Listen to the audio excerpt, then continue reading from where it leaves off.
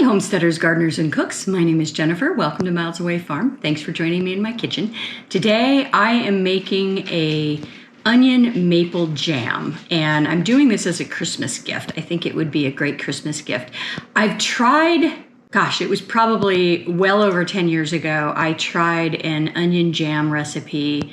And I wasn't wild about it, and so I haven't done it since, but I've learned a lot more about canning since then, and I have a lot of these tropia onions that I grew this year that never really went into dormancy, and so they're sprouting, and I've got these green sprouts on them.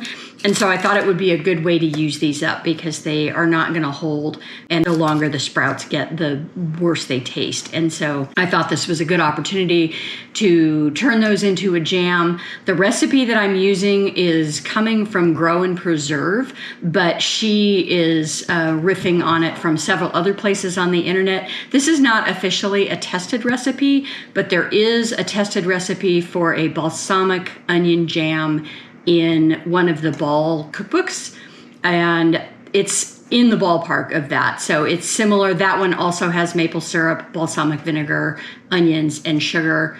And so I'm just riffing on that.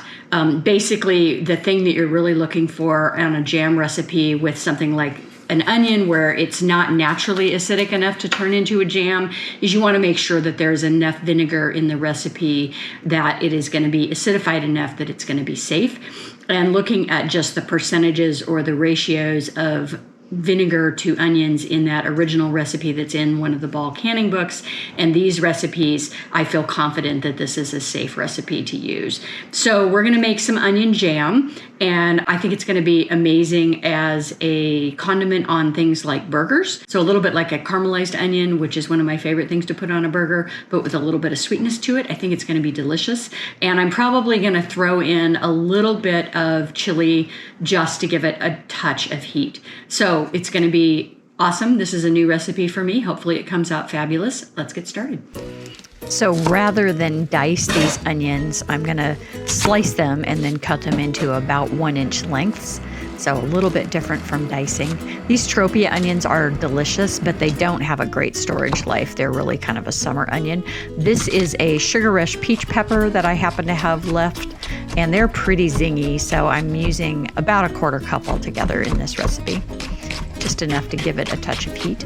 And I started with a total of 5 pounds of onions, and that was before I took the tops and the peels off of them.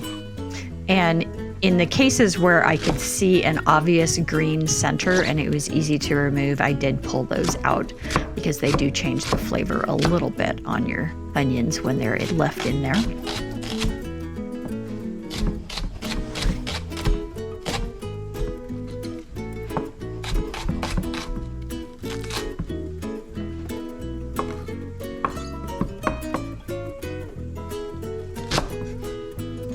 And then I've got a couple tablespoons of butter in the bottom of this Dutch oven.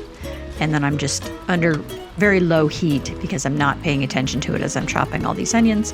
I'm just slowly starting to bring this up to temperature. And I didn't show it here, but there's also 1.5 teaspoons of canning salt in this recipe. And that salt basically helps those onions sweat and release their moisture, which is what you're looking for here. This is probably after 10 minutes or so. And so you can see I've already reduced quite a bit. This is 2/3 of a cup of balsamic vinegar and 2/3 of a cup of apple cider vinegar.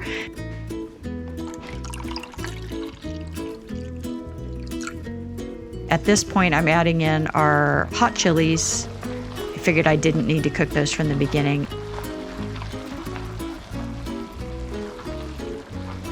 And then I'm doing 1/4 cup of maple syrup.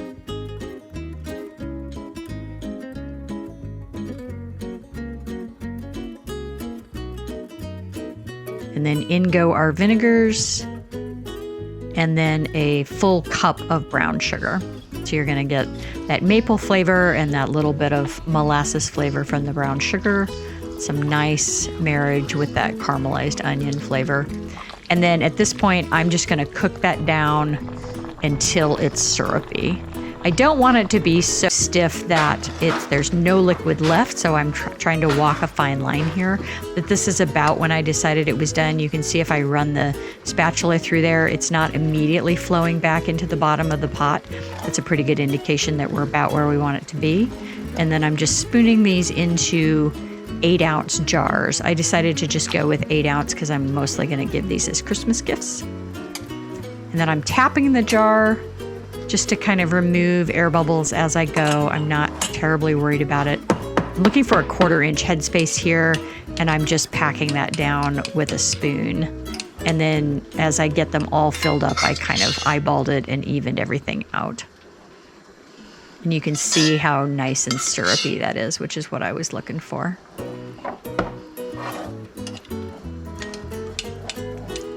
This took a lot of work, so I want to get every last drop out of here.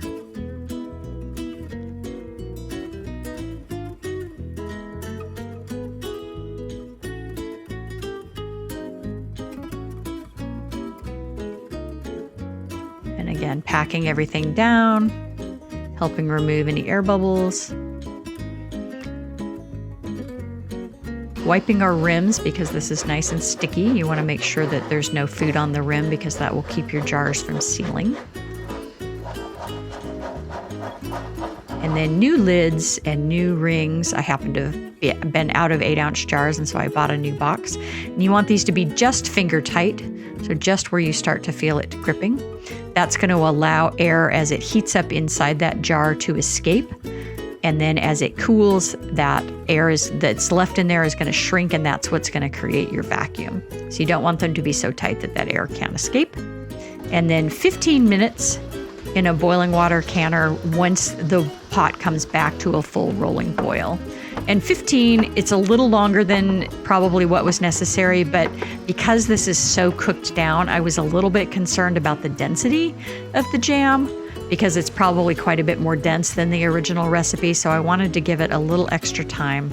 And then if I hadn't had another canning project going into this pot right behind it, I would have let them sit in that hot pot with the heat off and the lid off for 5 minutes before I took them out of the pot. But in this case, I did pull them right as the timer went off. And here we are the next morning. I got a total of 8-ounce jars out of that recipe. And you can see it's liquid enough that I can shake it and move it in the jar so it's not a giant sticky wad, but absolutely delicious on hamburgers. We gave it a try.